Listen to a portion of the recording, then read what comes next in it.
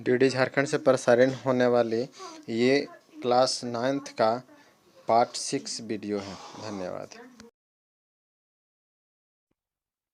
नमस्कार दोस्तों, आज हम पालमपुर गांव की कहानी नामक अध्याय का अगला भाग पढ़ने वाले हैं। पिछले भाग में हमने पालमपुर की खेती के बारे में चर्चा करते हुए उत्पादन और उत्पादन के साधनों की चर्चा भी की थी।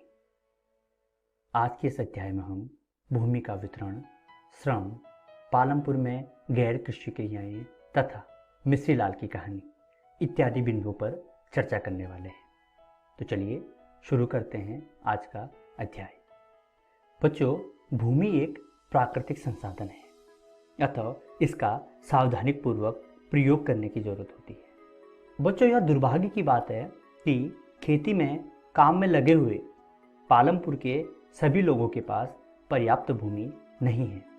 पालमपुर में 450 परिवारों में से लगभग 1/3 अर्थात 150 परिवारों के पास खेती के लिए भूमि ही नहीं है। 1960 में कृषक गोविंद के पास 2.25 हेक्टेयर अधिकतर असिंचित भूमि थी। गोविंद अपने 3 पुत्रों की मदद से इस भूमि पर खेती करता था। यद्यपि वे बहुत आराम से तो नहीं रह रहे थे, लेकिन उनके पास एक भैंस थी जिसकी अतिरिक्त आय के द्वारा वे अपना गुजारा कर ले रहे थे। गोविंद की मृत्यु के पश्चात उसकी यह जमीन उसके 3 पुत्रों के बीच बढ़ गई। अब प्रत्येक के पास 0.75 हेक्टेयर भूमि का टुकड़ा था, परंतु अब बेहतर सिंचाई व्यवस्था और खेती की आधुनिक विधियों के बावजूद गोविंद के बेटे अपनी जमीन से गुजारा नहीं कर पा रहे हैं। वर्ष के कुछ भाग में उन्हें कुछ अतिरिक्त कार्य ढूंढना पड़ जाता है। खेतों में काम करने वाले श्रमिक मजदूरी के आधार पर कार्य करते हैं, या फिर उन्हें कटाई के वक्त या पूरे साल के लिए काम पर रखा जाता है। पालमपुर गांव में डाला नामक यह व्यक्ति दैनिक मजदूरी पर काम करता है और यह एक भूमिहीन श्रमिक है। इसका मतलब है कि उसे लगातार काम करते रहना पड़ता है। वैसे तो सरकार द्वारा खेतों में काम करने वालों के लिए एक दिन का न्यूनतम वेतन 115 रुपये रखा है, लेकिन डाला को मात्र 80 रुपये ही मिलते हैं। पालमपुर में खेतीहर श्रमिकों में बहुत ज़्यादा स्पर्धा है, इसलिए लोग कम वेतन में भी काम करने को सहमत हो जाते हैं। डाला अपनी स्थिति के बारे में रामकली से शिकायत करता है। डाला और रामकली दोनों गांव के निर्धनतम व्यक्तियों में से हैं। आजकल काम मिलना कठिन है, केवल बड़े किसान ही हमें रखते हैं, वो भी बहुत कम दिनों के लिए।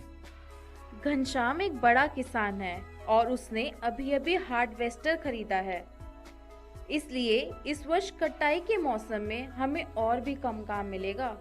पिछले वर्ष मैंने 5 महीने से भी कम काम किया था। मैंने महेश से पिछले साल 1000 रुपए लिए थे और अब 2000 चुकाने हैं। मेरे पास अभी खुद भोजन के पैसे नहीं हैं।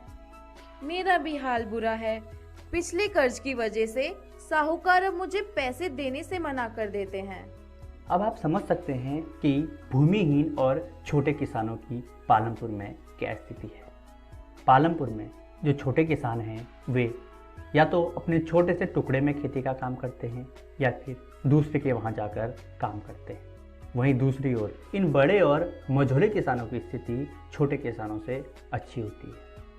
इन लोगों के पास ज़्यादा भूमि होने के कारण इनकी उपज भी अच्छी हो जाती है। ये बड़े किसान उस उपज से अपने परिवार का पालन पोषण तो करते ही हैं, साथ ही उस उपज को यानी बचे हुए उपज को रायगंज के बाजार में बेचकर अच्छी कमाई कर लेते हैं।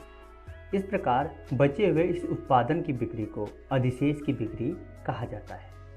खेती के इन कार्यों के अलावा पालमपुर में अन्य क्रियाएं भी देखी जा सकती हैं। पालमपुर में केवल 25% लोग गैर कृषि क्रियाएं करते हैं। इन गैर कृषि क्रियाओं में सबसे पहले बात करते हैं डेयरी की। पालमपुर में कई परिवारों में डेयरी एक प्रचलन क्रिया है। लोग अपनी भैंसों को कई तरह की घास और बरसात के मौसम में उगने वाली ज्वार और बाजरा खिलाते हैं। दूध को निकट के बड़े गांव रायगंज में बेचा जाता है। शाहपुर शहर के 2 व्यापारियों ने रायगंज में दूध संग्रहण एवं शीतलन केंद्र खोला है, जहां से दूध का दूर दराज के शहरों और कस्बों में व्यापार होता है। इसके अलावा पालमपुर में लघु स्तरीय विनिर्माण कार्य भी होता है। इस समय पालमपुर में 50 से कम लोग विनिर्माण कार्यों में लगे हैं।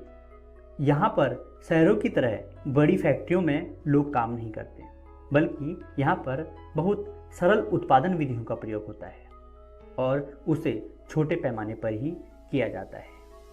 विनिर्माण कार्य पारिवारिक श्रम की सहायता से अधिकतर घरों में किया जाता है। श्रमिकों को कभी कभार किराए पर भी ले लिया जाता है। अब बात कर लेते हैं दुकानदारी की। पालमपुर में ज़्यादातर लोग व्यापार नहीं करते। पालमपुर के व्यापारी वे दुकानदार हैं जो शहरों से थोक बाजारों से कई वस्तुएं खरीदते हैं और उन्हें गांव में लाकर बेचते हैं। आप देखेंगे कि गांव में छोटे जनरल स्टोरों में चावल, गेहूं, चाय, तेल, साबुन, टूथपेस्ट, मोमबत्तियाँ, कॉपियाँ, पेन पेंसिल, यहाँ तक कि कुछ कपड़े भी बिकते हैं। कुछ परिवारों ने जिनके घर बस स्टैंड के निकट है, अपने घर के एक भाग में छोटी सी दुकान खोल ली है। इसके अलावा पालमपुर में परिवहन भी होता है। पालमपुर और रायगंज के बीच सड़क पर कई प्रकार के वाहन चलते हैं। रिक्शे वाले, तांगे वाले, जीप, ट्रैक्टर, ट्रक तथा परंपरागत बैलगाड़ी और दूसरी गाड़ियां भी यहाँ पर देखी जा सकती हैं। अर्थात इन वाहनों को भी यहाँ के परिवहन सेवाओं में शामिल किया जाता है। ये लोगों और वस्तुओं को एक जगह से दूसरी जगह तक पहुँचाते हैं और इसके बदले में उन्हें पैसे मिलते हैं। आइए दोस्तों, अब मिश्री लाल की कहानी पढ़ते हैं।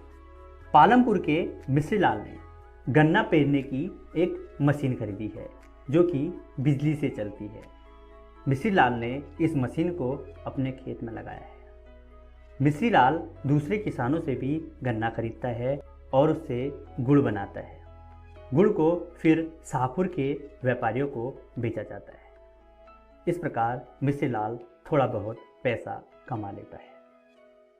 चलिए दोस्तों, देखते हैं आज की इस वीडियो में हमने क्या क्या सीखा। आज हमने भूमि का वितरण, श्रम, पालमपुर में गैर कृषि क्रियाएं तथा मिश्री लाल की कहानी इत्यादि बिंदुओं पर चर्चा की। आशा करते हैं आपको यह वीडियो बहुत पसंद आई होगी। धन्यवाद।